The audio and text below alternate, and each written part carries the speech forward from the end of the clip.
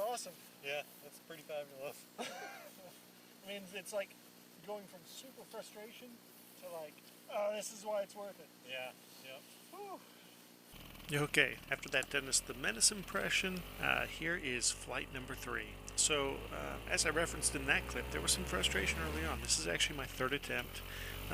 There was some full-scale aviation coming in and out, doing touch and goes and some landings, and as well as a few other people out at the field. And quite frankly, I let it get in my head. I just wasn't used to it. So that headspace component is a big one. Make sure that you're comfortable, that you're calm. Whatever it takes for you to repeat a mantra or, focus, I think is the correct word, focus on your mental state, because it really does have an effect on how you perform in terms of these launches, flights, landings, all that. You can see I'm just now trying to do it in my seat. Still got full throttle going, gaining altitude. I ended up using both hands once again to get into that seat, so it's something I need to work on. I think for the next few flights I'm going to try and tighten those leg straps a little bit, make it easier on me, and we'll see what happens.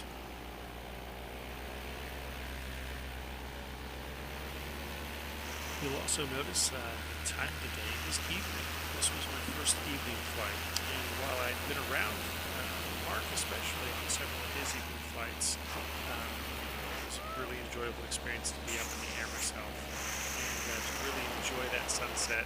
Now, of course, the plan was to be in the air a little bit earlier, but as mentioned, I had a few issues on those takeoffs, things getting in my headspace, and I was actually to the point, I'll be honest, I was thinking, you know what, it's not happening tonight, and Mark came in for his landing, he set it up, did a great job, and I said, you know what, let me help you out. And having a friend there, having somebody you trust, who can really jump in and help, it's really imperative to being successful in this. So it kind of shook me out of my funk a little bit, got me set up, and you might not know it, but it's a huge motivation and a huge morale boost to have somebody come in and say, you know what, let me just tweak the way you've laid out your wing. Let me just build that wall up for you a little bit. You got this. It goes a long way in being successful in this hobby and maybe in life in general, but I won't get onto that so much. One of the things you'll notice as I go into this is the sunset here looks good, but let me tell you, when you're there using your Mark 1 eyeballs to see this beautiful world that's out in front of you, it's magical, I guess. And the cameras don't do it justice. I don't think any camera does it justice. But this camera that I'm using I've had for a few years now, and I didn't buy it with any intention of actually setting up shots like this. And it does it, I think, more of a disservice than most.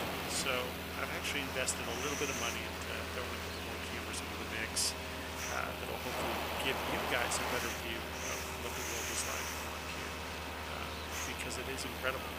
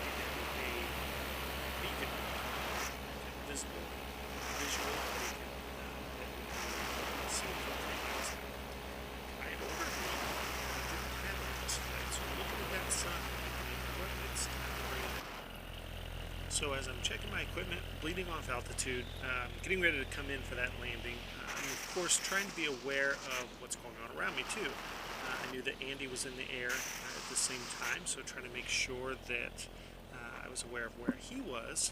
So I'm talking to the guys on the ground, making sure that they don't see him, so they can call out when they do. Obviously, just you don't want to cut anybody off for sure, and don't want to be surprised, don't want to be cut off. So not that Andy would. But just being cognizant and aware of your surroundings, of course. Not getting too into the moment, but aware, I guess.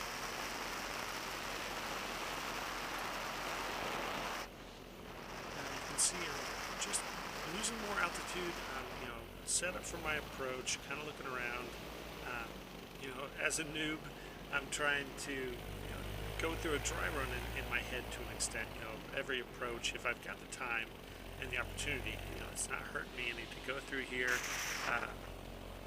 get kind of a dry run or a practice run of what my angles are going to be based on the wind, based on the conditions, and you'll see as I get a little bit closer, I kind of wave to my buddy Mark on the ground, and just share a little bit of a low pass, and then I come around for that landing.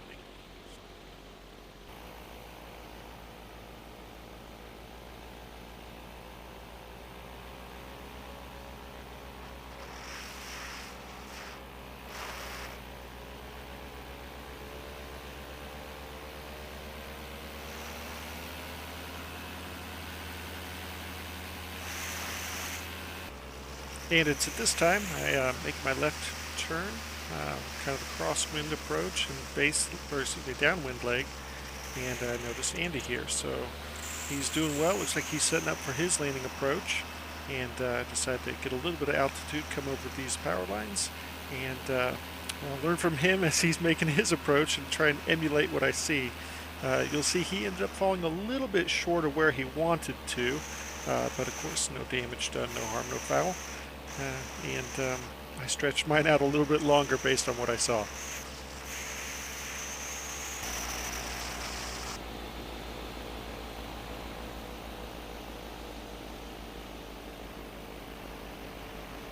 So you can see Andy just went just a tiny bit short, ended up right on the edge of that bean field, and that's okay.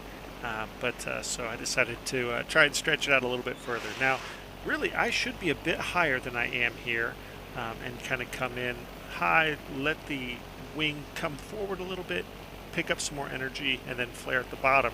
I can't explain it. Wasn't really thinking about that for some reason. I was just enjoying watching Andy land, and ended up coming in a little too fast and went right on my butt. Good thing is I've got a Blackhawk Rhino frame, which is pretty much known for being I won't say abuse proof, but used to abuse. So that was my first time coming in and dropping it on my behind, but it worked out well. Had a lot of fun, learned a lot, and just really enjoyed some nice smooth air on this flight. So hopefully you guys enjoyed. Maybe you learned something, but hopefully you were entertained, and look forward to seeing you at flight number 4. Hey, appreciate your help, brother.